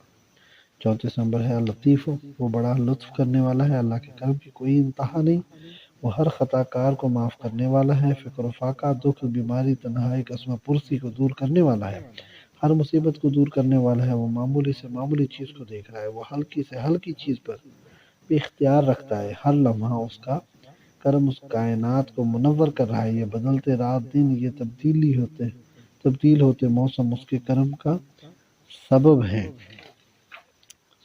یہ اللہ تعالیٰ کا صفاتی نام ہے، اس کی خاصیت اسم اعظم جیسی ہے، اس کے فوائد بے شمار ہیں۔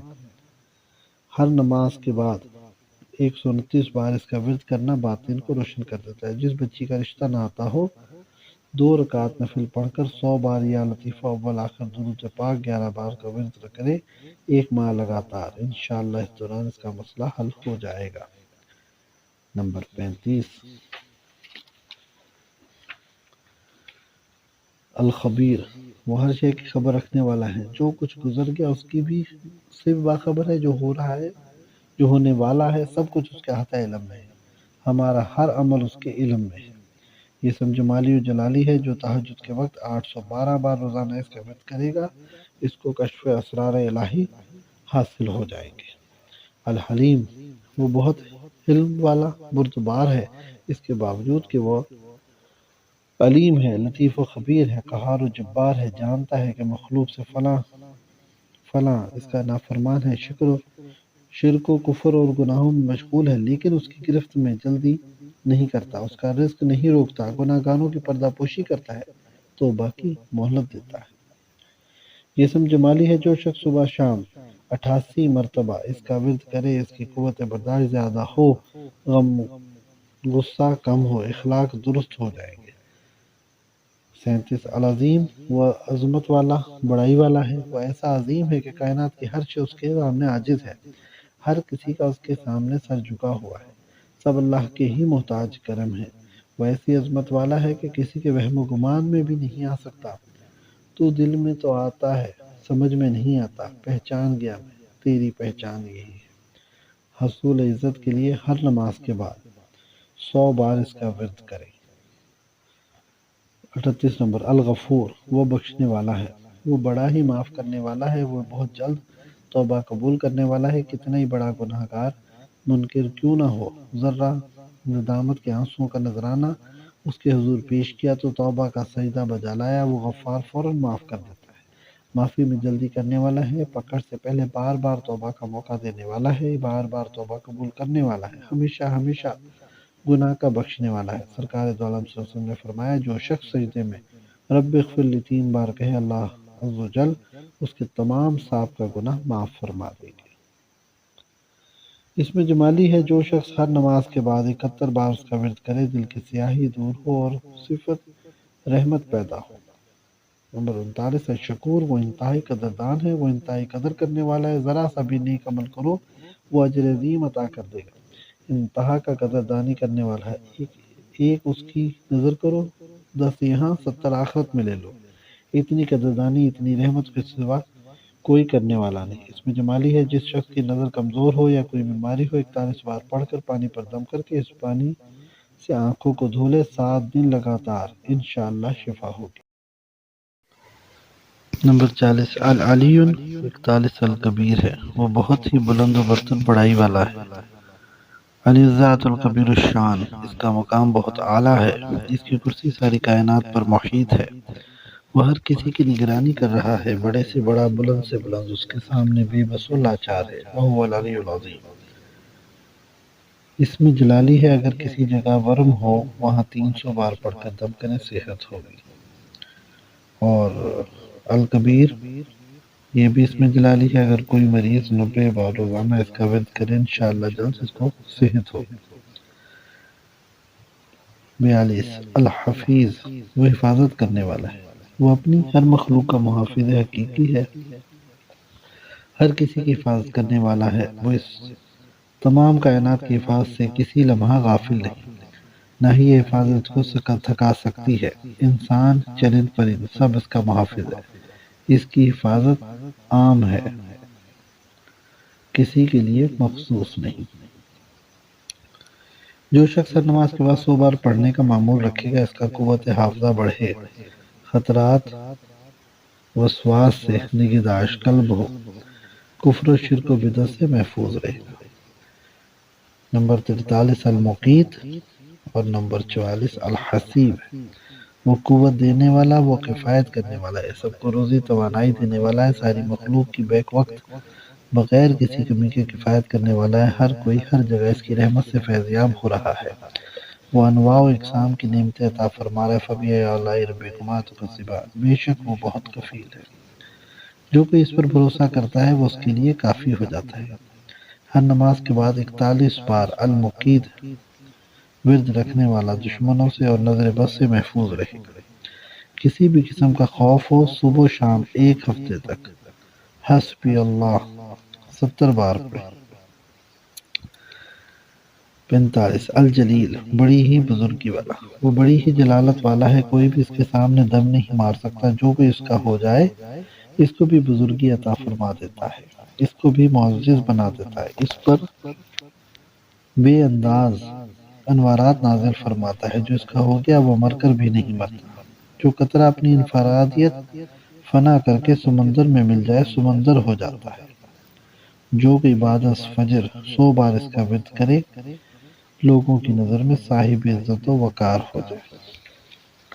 الکریم، بخشش کرنے والا، کریم وہ ہے جو انتقام پر قادر ہو کر بھی معاف کر دے، اس کا کرم ہمیشہ ہے، کسی خاص کو وقت کا مقید نہیں ہے، اس دنیا میں کافر مشرک نیک و بد سب کے لیے کریم ہے، روز آخرت کو صرف مومنین پر کرم خاص کا نزول ہوگا، وہ 20 سے زیادہ عطا کرنے والا ہے، جو اس کا دامن رحمت تھام لے اس کو ضائع نہ کرنے والا ہے۔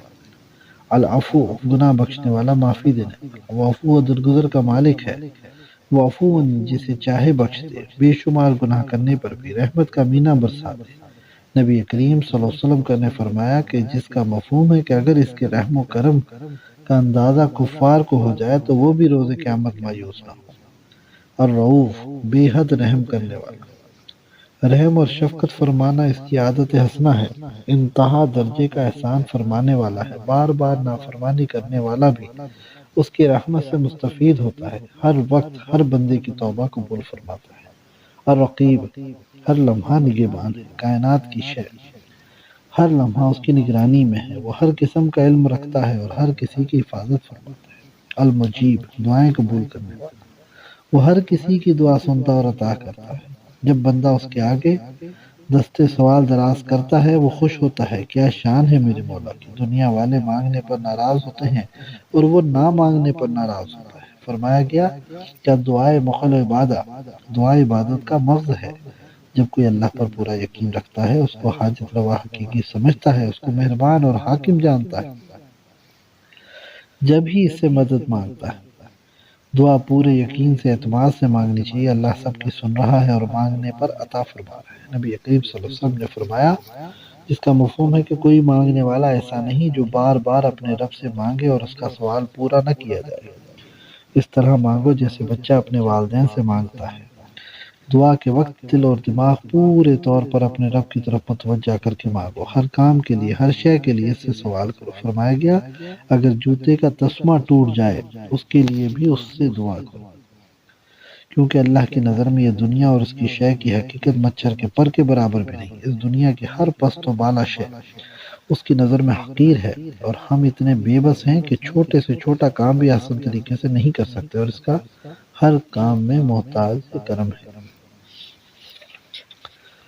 جب اللہ سے دعا مانگی جائے اور اللہ کی رضا ہمارے کام میں شامل ہو جائے تو اس کام میں برکت ہو جاتی ہے اور احسن طریقے سے وہ کام انجام پاتا ہے۔ الحکیم، اس کے ہر کام میں حکمت ہے، اس کا ہر کام حکمت سے پر ہے، ہماری ناقص اور محدود عقلیں اس کی حکمت کا اندازہ نہیں کر سکتی۔ اللہ فرماتا ہے کہ شہد کی مکھی کی تخلیق میں غور کرو۔ ایک مکھی کا رہن سہن، اس کا کام اور کام کرنے کا انداز، اس کی کارکردگی اور کارکردگی کا اعلیٰ نتیجہ دیکھو تو عقل دنگ رہ جاتی ہے۔ اتنی بڑی کائنات، اس کی بے شمار مخلوقات، کوئی بھی حکمت سے خالی نہیں۔ کیا انسان کی تخلیق حکمت سے خالی ہے؟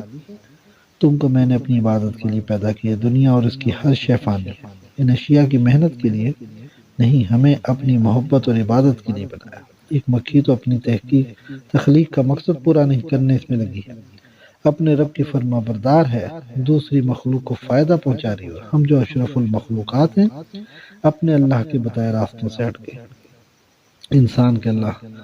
انسان کو اللہ عز و جل نے اپنی بہترین تخلیق فرمایا ہے، اس کو وہ بلند و عظیم مقام عطا فرمانا چاہتا ہے۔ اللہ ہمیں اپنی حکمتوں کے علم سے نوازے تاکہ ہمارے لیے معرفت الہی کا راستہ آسان ہو جائے۔ آمین۔ الودود، بڑا ہی محبت کرنے والا، اس کی محبت اور شفقت اپنی مخلوق پر بے بہا ہے۔ اللہ کی محبت کے صدقے سے کائنات کی تمام محبت ہے، ایک حصہ 100 حصوں سے اپنی محبت کا کائنات، اس سے ازل ایک حصہ 100 حصوں سے اپنی محبت کا کائنات کو دیا، اس سے ازل سے ابد تک کے لیے تمام محبتیں تشکیل پائی، اور اس کی محبت میں کوئی کمی نہ آئی۔ ماں سے 70 گنا زیادہ پیار کرنے والا، تھوڑے عمر پر زیادہ اجر دینے والا ہے، نافرمان کی ایک توبہ پر معاف کرنے والا، اپنے منکروں کی بحاجت روائی کرنے والا، تمام کائنات اس کی محبت سے پر ہے۔ الحمید، المجید، بڑی بزرگی والا، تمام تعریفوں کے لائق ہے، کوئی بھی اس کی بزرگی، اس کی تعریف بیان کر نہیں سکتا، نہ آج تک کر سکا نہ کر سکے گا، کیونکہ کسی کی نظر، کسی کی عقل اس کی بزرگی کا احاطہ نہ کر سکے۔ بیان کرنے کیا ہے؟ لامحدود کو کیوں کر محدود بیان کر، جس نے جانا ہی نہیں، کیا تیرا حسن بیان کرے؟ اس کائنات پر نظر ڈالو، اس کی ہر تخلیق مکمل ہے۔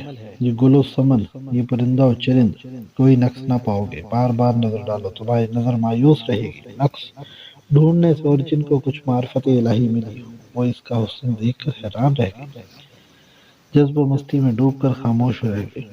کیا بیان کرتے کہ سارے علم، لفظ، تشبیہات مل کر بھی اس کی ایک صفت بیان نہیں کر سکتے۔ صرف اور صرف محبوب رب کریم نبی کریم صلی اللہ علیہ وسلم نے اپنے رب کو دیکھا، اس کی بزرگی کو پہچانا، اور آپ صلی اللہ علیہ وسلم نے فرمایا، یہ فرمان کے مفہوم کے مطابق روز قیامت آپ صلی اللہ علیہ وسلم ہی اس کی شان کے مطابق اللہ کی تعریف کریں گے۔ الباعث، مردوں کو زندہ کرنے والا، اس نے بے جان سے زندگی بنائی، جس نے ایک بار بنایا وہ بار بار بنانے پر قادر ہے۔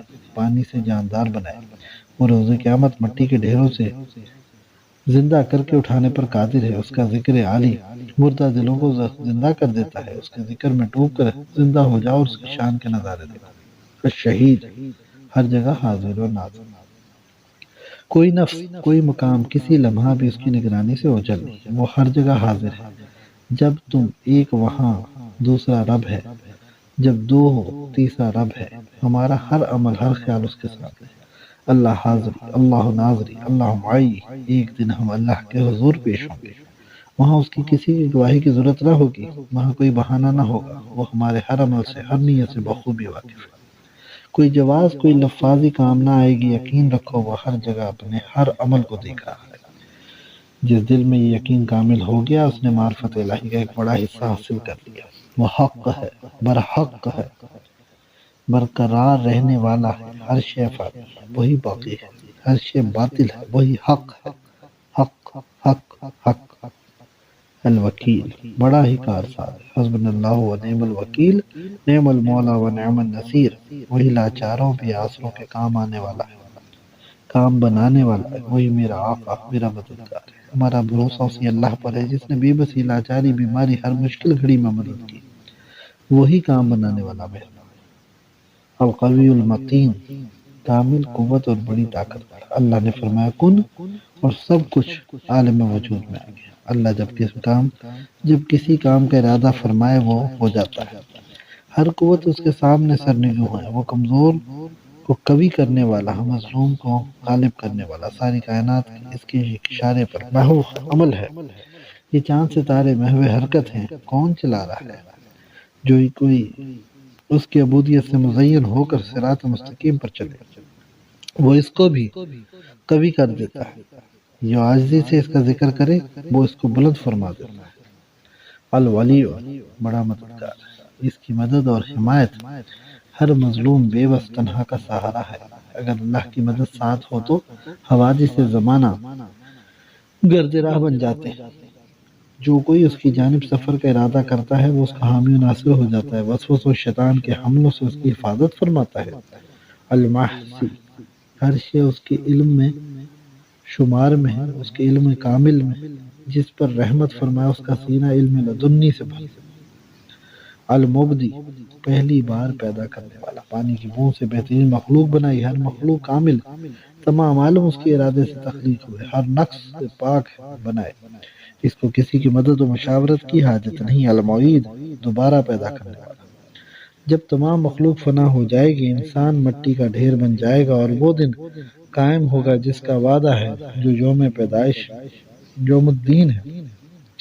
ایک حکم پر وہ سب کو قبروں سے اٹھا لے گا، وہ ہزار بار مار کر ہزار بار پیدا کر سکتا ہے۔ اللہ کے پیارے نبی حضرت ابراہیم خلیل اللہ علیہ السلام نے دوبارہ پیدا کرنے کے مشاہدے کی درخواست بارگاہ الہی میں پیش فرمائی۔ حکم ہوا خلیل 4 مختلف نسل کے پرندے لے کر ذبح کریں، ان کا گوشت باہم ملا دیں اور 4 مختلف جگہ پر ڈال دیں۔ اللہ کے نبی نے حکم کی تعمیل کی، اب اللہ نے فرمایا ان پرندوں کو پکارو، وہ 4 پرندے اڑتے ہوئے آ موجود ہوئے۔ المحی زندگی بخشنے والا، ہر جاندار کے جسم کو اللہ رب العزت نے جان سے زندگی عطا فرمائی، انسان کے جسم کو جان سے زندہ کیا، جان کو ایمان و معرفت رحمان سے زندہ کیا۔ دل بنجر زمین کے مانند بے ثمر و بے بار ہوتے ہیں، جب ان دلوں پر ذکر الہی کی بارش ہوتی ہے وہ زندہ ہو جاتے ہیں۔ وہ ایسا زندہ ہے جس کے طفیل تمام کائنات کی زندگی ہے، جس طرح چراغ میں شعلہ روشن ہے مگر اس کی روشنی تیل کی مرہون منت ہے۔ الممیت موت دینے والا، اللہ کے حکم کے بغیر موت بھی نہیں آ سکتی۔ دنیا کی زندگی مومن کے لیے قید خانہ ہے، موت بھی اللہ کی رحمت ہے جو اللہ کا قرب و دیدار کا باعث ہوگی۔ میرے پیارے نبی کریم صلی اللہ علیہ وسلم نے فرمایا، مفہوم ہے موت ایک پل ہے، اس سے ایک دوست دوسرے سے مل جاتا ہے۔ موت فانی زندگی سے نجات دلا کر عرفہ و اعلیٰ دائمی زندگی عطا فرماتی ہے، اس کے کرم سے ہی نفس امارہ مردہ ہوتا ہے اور راہ مستقیم پر چلنا آسان ہوتا ہے۔ الحی الباقی ہمیشہ زندہ و باقی رہنے والا، وہ ایسا زندہ ہے جس سے تمام کائنات کی زندگی برقرار ہے، اگر اس کی نسبت نہ رہے کچھ باقی نہ رہے۔ وکل فان الباقی، ہر شے فنا ہو جائے گی یہاں تک کہ موت بھی مر جائے گی اور اللہ ہی باقی ہوگا۔ جب کچھ نہ تھا خدا تھا، جب کچھ نہ ہوگا تو خدا ہوگا۔ القیوم قائم ہے اور ہر شے اس کی رحمت سے قائم ہے، تمام کائنات کی ہر شے اپنی اپنی جگہ اس کی وجہ سے ہی قائم ہے۔ یہ چاند اور سورج، زمین کی حرکت، یہ اپنے اپنے مقام پر اس کی وجہ سے قائم ہے۔ تمام کائنات کو اس نے ہی سنبھال رکھا ہے اور اس کی نگرانی اس پر کوئی بار نہیں۔ الواجد وجود رکھنے والی ہستی، یعنی وہی واجب الوجود ہے، تمام کائنات اسی کے موجود کرنے سے موجود ہے۔ ہر جاندار غیر جاندار کا وجود اسی کے وجود سے ہے، ہر جا ہر شے میں اسی کی جھلک ہے، بینا دیکھے نابینا کیا جانے۔ اللہ بس باقی و حوث، کیا شان الہی کا چمن میں ظہور، ہر گل میں ہر شجر میں اللہ کا نور ہے، ہر جن میں ہر بشر میں اللہ کا نور ہے، چمکتے ہر نجم ہر قمر میں اللہ کا نور ہے۔ الواحد الاحد اکیلا ہے، وہ ابتدا سے پہلے بھی ایک تھا، اس کا کوئی ثانی و ہمسر نہیں۔ حضرت امام اعظم رحمۃ اللہ علیہ سے پوچھا گیا اللہ سے پہلے کون تھا؟ فرمایا ایک سے پہلے کیا ہے؟ کچھ نہیں، اس سے پہلے بھی کچھ نہیں۔ ذات و صفات میں کوئی اس کا شریک نہیں، نہ اس کو کسی نے پیدا کیا نہ کوئی اس سے جلا گیا، کیونکہ نسل بڑھانے کا عمل تو خود فانی ہونے کی دلیل ہے۔ وہ تو الباقی ہے، یعنی وہ ہر لحاظ سے اکیلا ہے، نہ اولاد کا رشتہ، نہ والدین کا رشتہ، نہ مشیر وزیر کی ضرورت۔ جتنا اس کائنات پر غور و فکر کرو اتنا ہی اس کی واحدانیت کا نقش دل پر گہرا ہوتا ہے۔ بے شک وہ واحد ہے، لا شریک ہو، ذوالجلال والاکرام ہے، الصمد بے نیاز بے احتیاج، وہ تو خود عطا کرنے والا ہے، اس کو کسی کی حاجت نہیں، وہ کامل ترین ہے، اس کی سرداری ملکیت کبھی ختم ہونے والی نہیں۔ اگر تمام مخلوق بھی اس کے آگے سجدہ ریز ہو جائے تو اس کی بڑائی میں کوئی اضافہ نہ ہو، اس کی عظمت تو کامل ہے، اگر سب اس کے منکر ہو جائیں تو اس کی ذات عالی پر ذرہ بھر بھی اثر نہ ہو۔ اس کو ہماری پارسائی اور عبادت کی حاجت نہیں، ہم ہی اس کی نظر کرم کے محتاج ہیں کہ وہ ہمیں نیک توفیق عطا فرمائے، ہماری بندگی کو قبول کر لے۔ کوئی بھی اس کی بندگی کا حق ادا نہیں کر سکتا۔ قوی قادر، المقتدر ہے، مالک الملک ہے، ہر شے اس کے قبضہ اختیار میں، اس کی طاقت کامل ہے، کوئی جگہ اس کے کامل اقتدار سے مبرہ نہیں، کسی کے مجال نہیں کہ اس کے حکم سے سرکشی کر سکے۔ سرکشوں کو، منکروں کو دیکھ کر بھول میں بھی نہ پڑنا، اس کی رحمت نے اس کو پکڑ کر روک رکھا ہے، شاید یہ توبہ کر کے راہ مستقیم پر قائم ہو جائے۔ کائنات کی ہر شے اس کے آگے عاجز و لاچار ہے، اور کوئی بھی سرمو اس کی حکم عدولی نہیں کر سکتا۔ وہی المقدم ہے، وہی المؤخر ہے، وہی الاول ہے، وہی الآخر ہے۔ سب سے پہلے بھی وہی تھا، جب ہر شے فنا ہو جائے اس کے حکم سے تب بھی وہی ہے۔ وہی جس کو چاہتا ہے آگے بڑھاتا ہے۔ کون ہے جو اپنی خواہش یا محنت سے بڑھے؟ سب سے پہلے اپنے محبوب کا نور پیدا کیا اور باقی سب مخلوق کو بعد میں انبیاء و اولیاء کو درجات و مراتب میں آگے بڑھا دیا اور دوسروں کو ان کے پیچھے لگا دیا۔ وہی اپنے عاشقوں کو آگے بڑھا کر اپنی معرفت سے سرفراز کرتا ہے، وہ سرکشوں کو مردود کر کے پیچھے کر دیتا ہے۔ وہ ظاہر ہے، والباطن ہے، کائنات کی ہر طرف اس کے جلوے نمایاں ہیں، ہر رنگ و خوشبو روشنی اس کے وجود کی گواہی دے رہی ہے۔ جس طرف دیکھو نظر آتا ہے کہ تم ہو، اے جانے جہاں تم ہی تم ہو، تم ہی تم ہو۔ جو اس کائنات پر غور کرے وہ بخوبی پہچان لیتا ہے کہ اس پردے کے پیچھے کوئی حسین ہے۔ ہر شے سے اللہ عز و جل کی ذات عالی کی صفات ظاہر ہو رہی ہیں، جن کے دل اس کے پاک ذکر سے روشن ہے، وہ ہر سمت ہر جگہ اس کے جلووں سے فیض یاب ہو۔ جو کوئی ہوس سے پاک نظر، درد عشق سے مالا مال، دل سعادت سے روشن جمی لے کر اس کی طلب کرے، وہ اپنے دیدار سے اس کو مشرف کر دیتا ہے۔ وہ ہر جگہ ہے مگر نظروں سے پوشیدہ ہے، وہ قائم ہو کا غائب ہے، ایسا غائب کہ کوئی اس کا سراغ نہ پا سکے۔ جلوہ یار جا بجا دیکھا، کہیں ظاہر کہیں چھپا دیکھا، ظاہر و باطن اول و آخر اس کے جلووں کو برملا دیکھا۔ نہ مکاں ہے نہ لا مکاں ہماؤست، اس کا جلوہ ہر دم نیا دیکھا۔ الوالی، ہر شے کا مالک، مددگار، وارث، جس کو جس طرح چاہے بنائے استعمال کرے، کوئی طاقت، کوئی ارادہ، کوئی سبب اس کی مشیت کی راہ میں حائل نہیں ہو سکتا۔ المتعالی، عظمت والا، سب کے خیال و وہم سے بالا، تمام عیوب سے منزہ و مبرہ، سب سے بلند و برتر، کوئی اس کا ہمسر نہیں۔ البر، اللہ سب سے زیادہ احسان کرنے والا ہے، کسی کا کوئی استحکام نہیں، صرف اس کی رحمت سے، اس کے در سے پاتے ہیں۔ وہ اپنے حبیب کے بتائے ہوئے طریقوں پر عمل کرنے والے کو ہر عمل کا بہترین اجر عطا فرماتے ہیں، ایسا اجر جو کہ کسی کے وہم و خیال میں نہ آ سکے، جو کبھی ختم ہونے والا نہیں۔ وہ مانگنے والے کو سوا دیتے ہیں، شکستہ دل کو دل کی دوا دیتے ہیں، قربان جائیے اس کی رحمت کے، مفلس کو سخی بنا دیتے ہیں۔ التواب، توبہ قبول کرنے والا، بڑے بڑے گناہ گاروں کی توبہ قبول کرنے والا، بار بار توبہ کی توفیق دینے والا، کوئی اتنی جلدی معاف کرنے والا نہیں، اس کا دریا رحمت بے کنار ہے۔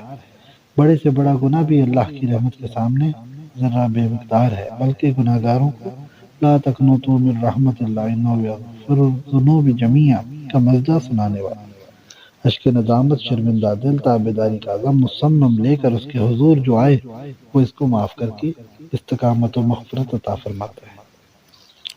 المنتقم، بدلہ لینے والا، اللہ کی پکڑ بڑی سخت ہے، کوئی شے اللہ کی نظر سے اوجھل نہیں، وہ بڑی جلد ہر عمل کا بدلہ دینے والا ہے۔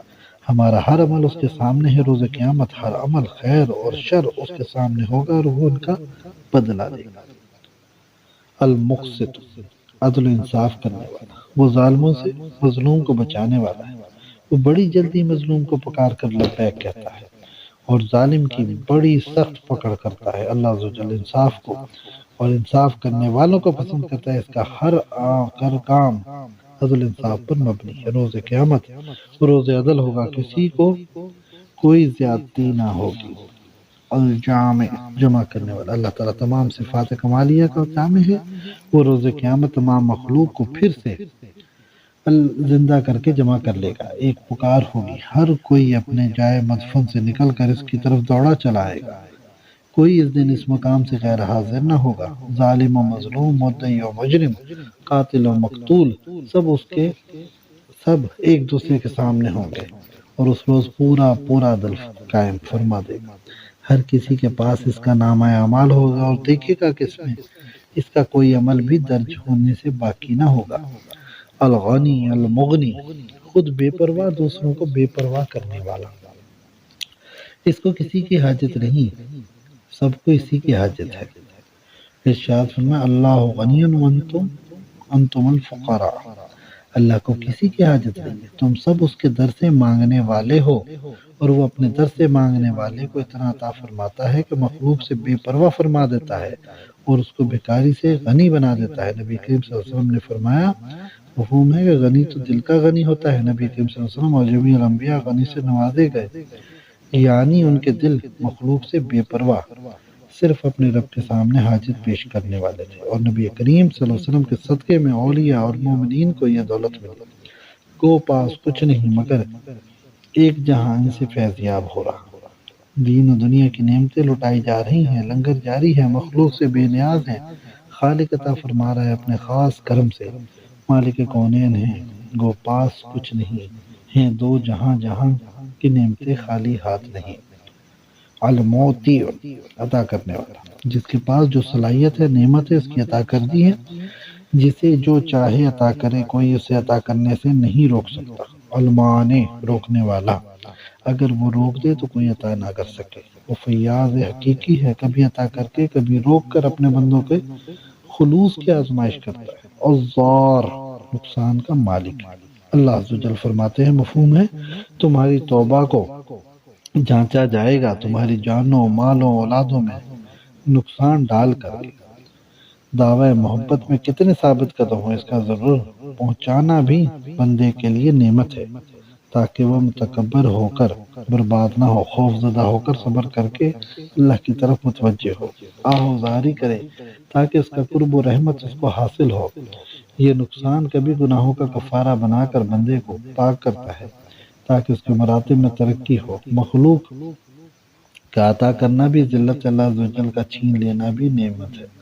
النافع، نفع دینے والا، اگر کوئی وہ کسی کو نفع دینے کا ارادہ کر لے تو سارا جہان مل کر بھی اس نفع کو روک نہیں سکتا۔ نفع دینے والی اس کی ذات بابرکت ہے، نہ تجارت، نہ مال، نہ علم، نہ باغات، کھیت، نہ دوا، نہ ملازمت، کسی میں بھی نفع نہیں، یہ صرف اسباب ہے، دھوکے کے اسباب، متاع الغرور، مسبب الاسباب صرف اللہ تبارک و تعالی ہے، وہی نفع دیتے ہیں، وہ بغیر اسباب کے بھی نفع دینے پر قادر ہے۔ تشخیص بھی درست ہو، دوا بھی صحیح ہو، اگر وہ شفا روک دے تو مریض کو صحت نہ ہو، اگر وہ چاہے تو بغیر دوا کے شفا عطا فرما دے۔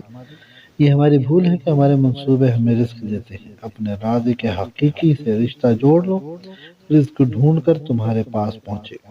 النور، روشنی، اللہ نور السماوات والارض، وہ خود نور ہے، منبع نور ہے، ساری کائنات اس کے نور کی نسبت سے روشن ہے، آسمان و زمین میں اس کے نور سے منور ہے۔ اللہ کی ہر صفت مثال اور عظیم ہے، یہ صفت نور اس قدر نورانی ہے کہ عقل اس کے بیان سے قاصر اور قلم ساکت ہے۔ الحادی اور رشید، ہدایت دینے والا، اس کی شان نرالی، خود ہی ہدایت عطا کرتا ہے، خود ہی منزل مقصود تک پہنچاتا ہے، وہ جسے چاہے ہدایت عطا کرے، اس کی ہدایت توفیق کے بغیر کوئی کامیاب نہیں ہو سکتا۔ وہ فرماتا ہے، مجھ سے صراط مستقیم کی طلب کرو، اور فرمایا جو کوئی بھی اس کی راہ میں محنت کرے گا وہ اس کو ہدایت کا نور عطا فرمائے گا۔ سورہ فاتحہ۔ الہامی فطرت ہدایت کو رشد کہتے ہیں، جس کا عام حصہ ہر ذی روح کو اور خاص حصہ اپنے بندوں کو عطا فرماتا ہے۔ الصبور، صبر والا، اپنے بندوں کی نافرمانیاں، سرکشیوں کو دیکھ کر بھی اپنی پکڑ اور غضب کو روک لیتا ہے، شاید یہ نادم ہو کر توبہ کرنے اور فلاح پانے والوں میں سے ہو جائے۔ الواسع، فراخی عطا کرنے والا، اس کا علم اس قدر وسیع کہ تمام جہانوں کا احاطہ کیے ہوئے ہے۔ اللہ کی قدرت، حکمت، رحمت، عطا، کرسی کی وسعت کا کوئی اندازہ نہیں کر سکتا۔ کرسی جو اس کی ایک تخلیق ہے، اس نے تمام آسمان و زمینوں کو اپنے گھیرے میں لے رکھا ہے، کوئی اس کی وسعت کو جان نہیں سکتا۔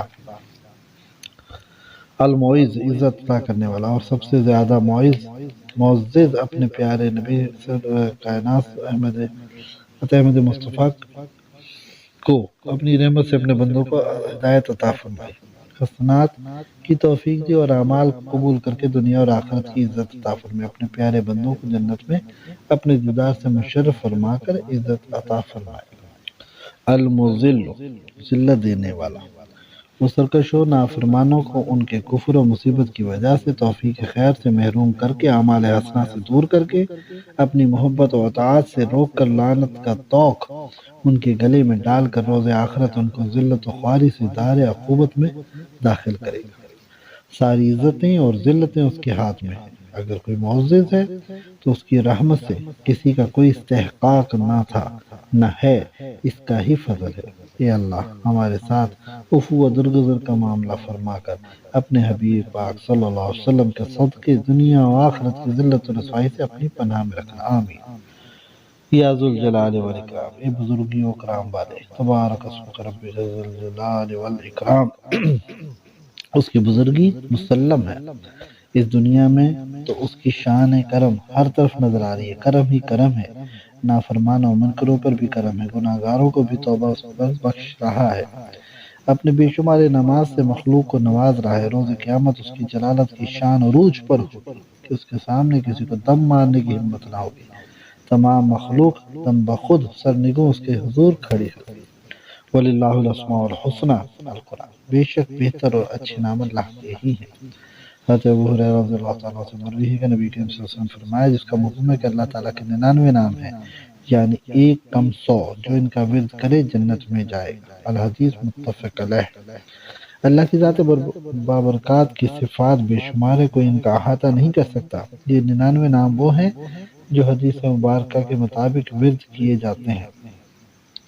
حضرت شیخ عبدالحق محدث دہلوی رحمۃ اللہ علیہ نے مدارج النبوت میں 1000 نام گنوائے ہیں۔